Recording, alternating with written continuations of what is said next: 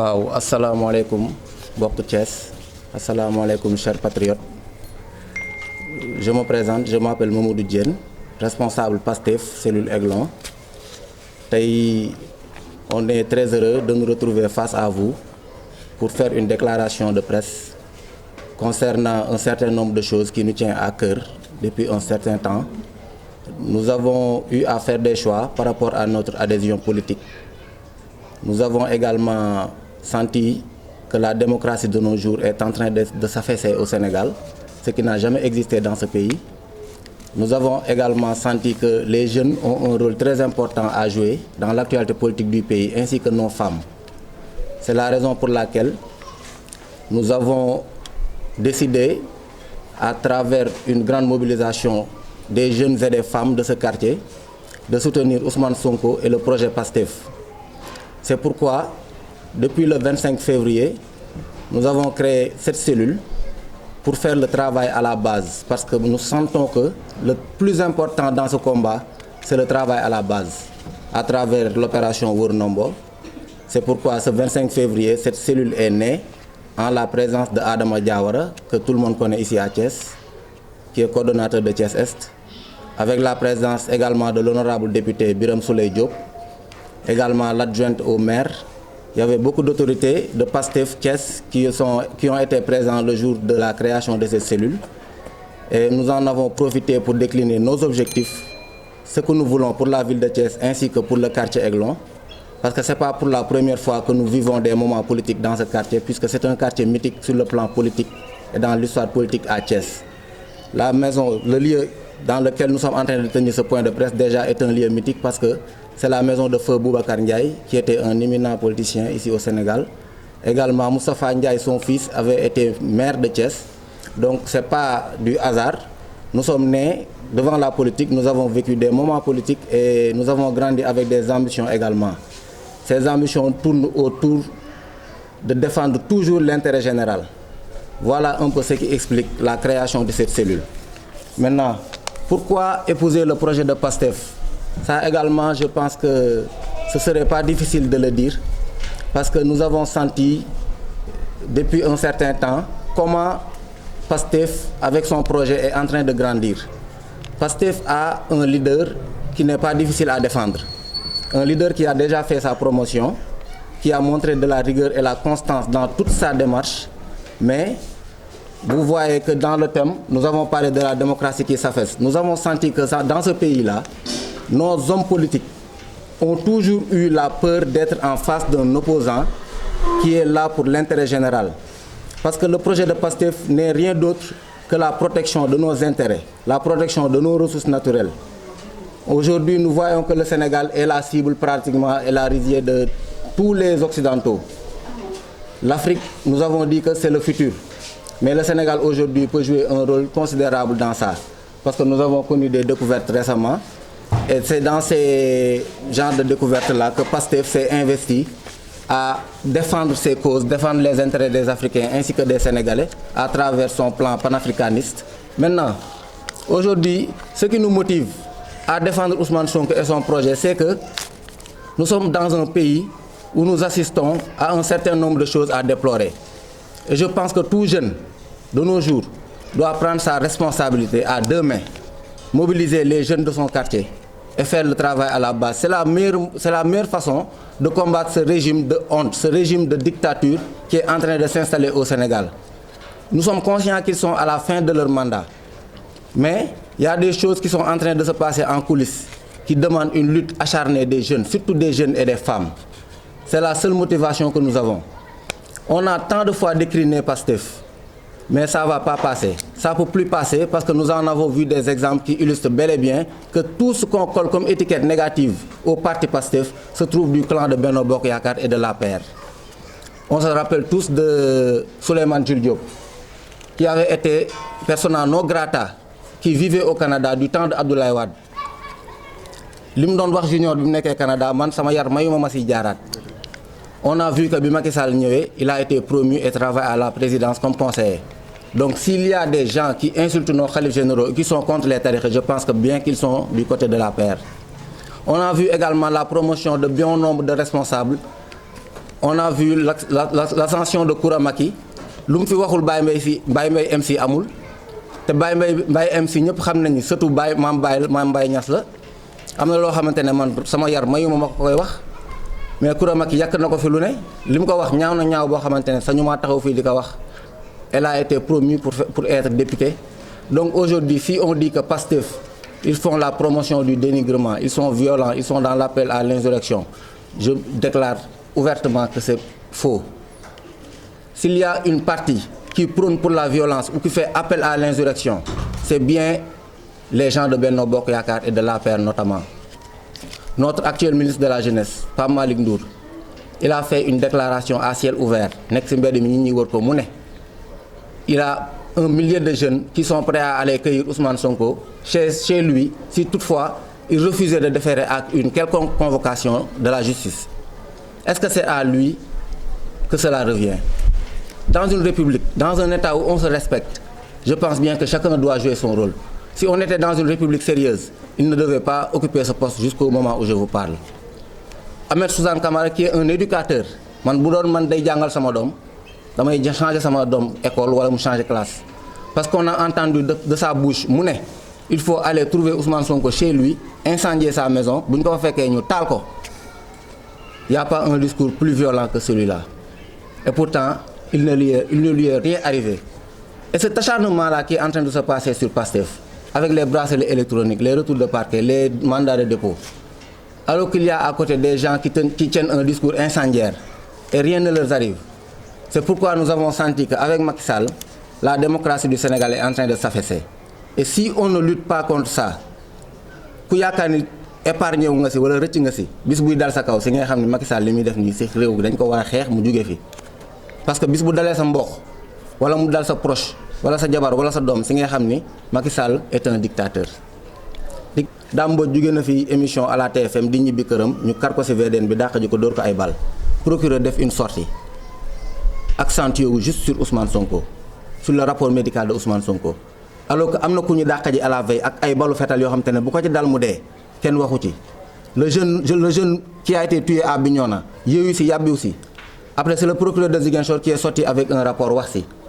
Mais d'habitude procureur général bu daan génn di wax c'est les choses les plus essentielles yi nga xam te ne moo gën a gangréner aujourd'hui la société si lay wax.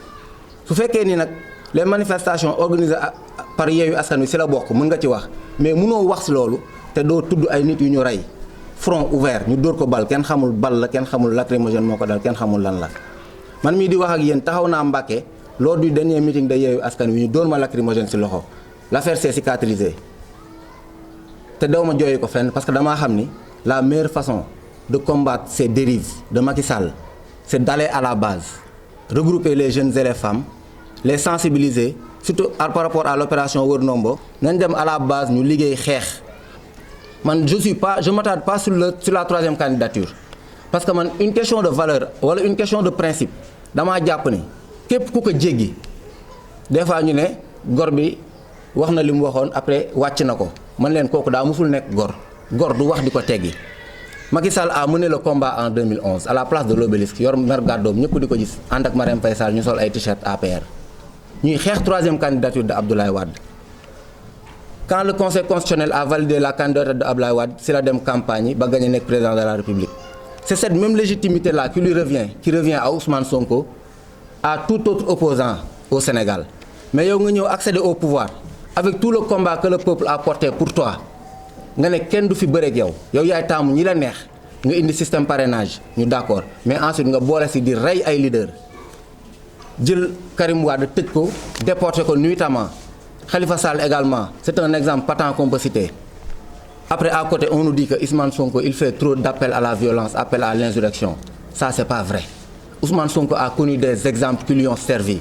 Parce que s'il avait emprunté le même rythme que Khalifa Sall ou Karim Wade, il serait déjà emprisonné. C'est pourquoi dans ce combat-là, nous sommes prêts, nous jeunes, femmes, sénégalais, à accompagner le projet, à le protéger et à soutenir notre leader, le protéger jusqu'au bout.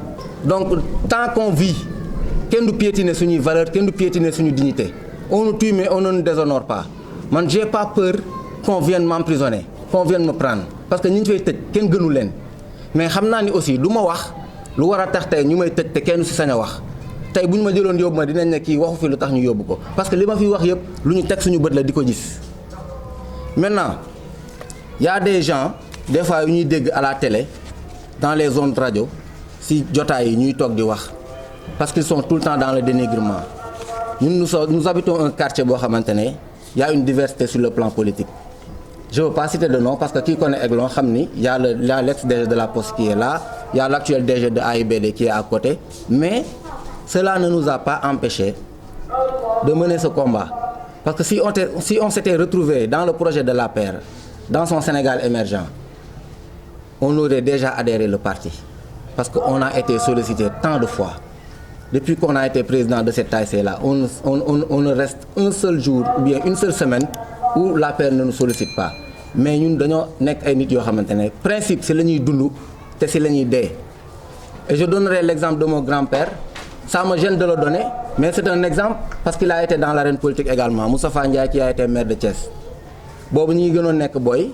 Après quelque temps, buñ ko folé ci maire bi, samay copains doon ma togn nan man sa mam mo fi nek maire ba joggé fi, té sa yaay amul terrain, sa mam amul terrain, sen mbokk yi, sen nijaay ak yow mi kenn amu ci terrain. Mané ko lool dé, je pense que sax la sax ci ñun. Parce que maire yi ñu fi gis, après liñ leen di topé moy des délinquants fonciers. Donc boo taxawee tey nga ne danga may xas parce que sa maam dafa nekkoon maire te awma terrain donc je pense que ni xasoo ma danga maa tagg te Sénégal boobu noonu lañ soxla jamono ji. Y a des gens maintenant qui sont dans les plateaux télé comme je l'ai dit tout à l'heure et dans les ondes radio qui essaient de décourager les militants de PASTEF. Mais je vous rappelle, chers patriotes, que vous êtes dans un combat noble et légitime. Ousmane Sonko, qui est le porteur de ce projet-là également, a montré le courage et la constance qui vaut la peine. Nous déployons toute notre énergie et le protéger jusqu'à ce qu'au soir du 25 février, qu'il soit le 5e président du Sénégal pour le bonheur de l'Afrique. Et je pèse bien mes mots, pour le bonheur de l'Afrique. Et il l'a tant de fois explicité. On ne va pas trop s'attarder sur ça, puisque c'est le fond également. Pour lire le projet Pastef, Ousmane Sonko, Afrique. Il y a toujours une partie qui, à côté, voit la chose autrement, pour des intérêts personnels uniquement. Il y en a qui sont aujourd'hui du côté de l'APR et de Ben Bokayakar, non pas pour l'intérêt du Sénégal, mais pour leur intérêt personnel, soit c'est pour un poste ou bien un emploi. Moi, ce n'est pas ça qui m'anime. Parce que qui connaît mon histoire, c'est que quand j'étais à la poste, si Redia Bimi nek poste, man la ñëk jël en tant que ko xamantene bokul ci famem. Parce que wam ay mbokam la ñëk jël ay rakam. Bim fa génné, c'est la commencé jël ci koñ bi. Ñi mu ñëk jël ci koñ bi c'est la bok. Ñi ma togal xam nañ bu baax limay wax. Et j'ai été le premier à combattre sa façon de mener sa politique. Parce que dans le recrutement, si vous avez 20 personnes, nous avons 2 Aiglon, 10 Diakhao, 4 Grand Thiès. Pourquoi? Parce qu'à Diakhao, il y a les comédiens qui font sa propagande dans les théâtres ou bien dans les comédies et les cérémonies. Donc, il y était allé pour son intérêt personnel. Parce que si vous avez Aiglon, vous avez ce recrutement basé dans d'autres quartiers, basé sa base. Tay Macky Sall buy peser ce poids électoral casino la koy peser ay Nafal wala Iba Katiba wala centre de formation professionnelle te fofu ñun ñoo fay voter donc duma nangu nga accentuer ce recrutement dans d'autres quartiers bay wa Aiglon en rade alors que chômage baa ngi fi nek lo xamantene dafa gangréner Aiglon metti fi trop jeune bo romb fek jang na ba paré mais amul dara lu mu def jappul ci dara. On a combattu cela, c'est ça qui nous a valu notre sortie de la poste lolo tax mu génné ma poste. Mais nous ne ragaluñu lolu parce que li ñu xex c'était au fond de nous quelque chose de très légitime et de très digne. Aujourd'hui, nous en avons une très grande satisfaction parce que Aiglon compte un bon nombre de postiers. Ginnaw Yalla mën nañ ne ñun bokk nañ ci li tax lolu am. Té on s'en réjouit pas parce que si une autre occasion se présente pour ñu wara xéxal suñu jeunesse wala nos femmes, on va le faire. Donc ces gens-là qui tout le temps essaient de vous dénigrer pour dire que vous êtes violents, vous faites appel à l'insurrection, c'est des gens à ne pas suivre. Ne les répondez même pas sur les réseaux sociaux. Parce que dans l'histoire politique de l'humanité, il y a toujours eu ces genres de personnes. Ces lâches qui ont toujours trahi l'opinion majoritaire. Du temps de Che Guevara, quand les militaires boliviens sont venus le cueillir dans sa cachette, c'est un berger qui avait dénoncé Che Guevara. Militaires, avant de dem ci cachette Che Guevara, ne dañ koy jël dañoo wo berger bi ñu ne ko mais yow pourquoi tu dénonces quelqu'un qui défend vos libertés et votre cause? Parce que le berger bi moko wax de parce que les crépitements des armes font peur à mon bétail. Quel égoïsme. Il a dénoncé Che Guevara pour protéger son bétail. Donc si aujourd'hui nous avons la chance de voir Mamadou Dia, après on connaît la malchance de voir que Senghor l'a déporté et l'a emprisonné. Nous avons eu la chance d'avoir Cheikh Anta Diop. Nous avons vu tout ce qui s'est passé avec son histoire. Donc aujourd'hui, on ne peut pas avoir un Ousmane Sonko avec un projet aussi riche qui garantit l'espoir d'un avenir meilleur pour nos enfants et pour nous-mêmes, avec toutes ces découvertes de ressources naturelles, ñuy seetaan ñu koy faagaagal. Man je suis contre ñuy taal parce que Auchan bi ngay taal boo fa duggee soo jëndee produit boo xoolee généralement c'est des produits à étiquette sénégalais ay sénégalais ñoo fay exposé seen produit Auchan jël ko di ci am ñoom ñu ciy am. Si je suis contre la France, c'est pas Auchan laay dem di taal yi parce que ay produits sénégalais ñoo fa nekk, mais je suis pas contre la France. Je suis pas pour ñiy dem di taal station yi également parce que sénégalais ñoo fay ñëw di fa jënd essence pour seen oto daw. Jël bus Dakar dem di taal ko également nekkul lu xel mën a nangu parce que Macky Sall mi tax nga koy def wala français yi tax nga koy def wala dirigeants yi fi nekk et qui font la honte yi tax nga koy def seen doom ils roulent avec des voitures hors normes avec des voitures de dernier cri. Boo taalee bus Dakar dem dikk bi mën ngay poser problème ak sama copain bi toog ak sama sœur bi parce que ñun ñoo koy jël di jàngi ñun ñoo koy jël di liggéey. Donc il faut également ñu jéem a réfléchir à la refonte de la révolution. Et dans ce combat-là, il y a ce qu'on appelle une révolte et une révolution. Oui, Jojo. D'abord, avant de répondre à votre question, j'aimerais saluer également votre présence, la présence de la presse thiessoise, qui nous constatons est une presse très jeune également, et ça aussi nous le saluons. Mais pour répondre à votre question, nous serons à l'aise parce que si on est dans un pays démocrate, on ne peut pas depuis un certain nombre de moments, assister à une série de plaintes émanant de Ousmane Sonko et une autre série de plaintes en l'encontre de Ousmane Sonko. Pourquoi maintenant, dans une justice comme la nôtre, la justice actuelle, on ne siège que sur les plaintes en l'encontre de Ousmane Sonko? Il faut que vous portiez plainte à Ousmane Sonko, nous précipiter l'affaire, yóbbu ko procès. Mais quand c'est Ousmane Sonko qui porte plainte, l'affaire n'est jamais mise en cause. Si on est dans une république sérieuse, on ne peut pas acharner aussi nit. Mais dama ne Ousmane Sonko, lépp luy war a tax mu dem élection ba nekk président de la République am na ko parce que nous avons vu que même dans sa page Facebook il est la personne la plus suivie, il est plus suivi même que le président de la République. Loolu mooy légitimité pour ñun te nit bu dee nekkee ci dëkkam dem ba am légitimité boobu peuple ba fa nekk dañ ko war a protéger jàppale ko parce que projet bi mu yor projet boobu intérêt peuple bi la intérêt jeunesse bi la intérêt famille la donc warul nekk lu ñuy seetaan. Mais justice bi fi taxaw nii on a vu que justice la boo xamante ne c'est une justice on peut dire boo xamante ne si ay commandement lay doxee. On a des juristes dans notre parti qui siègent sur certaines questions. Je suis pas habilité à siéger sur ces genres de questions mais mooy li ma doon wax xale bu gën a tuuti Sénégal comprendre le français le plus terre à terre soxlawul ñu lay wax ni Sénégal instant bii nii justice bi fi nekk.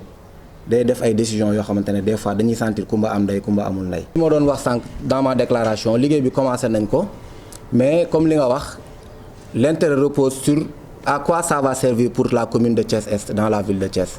Parce que comme vous l'avez dit, c'est une très grande commune.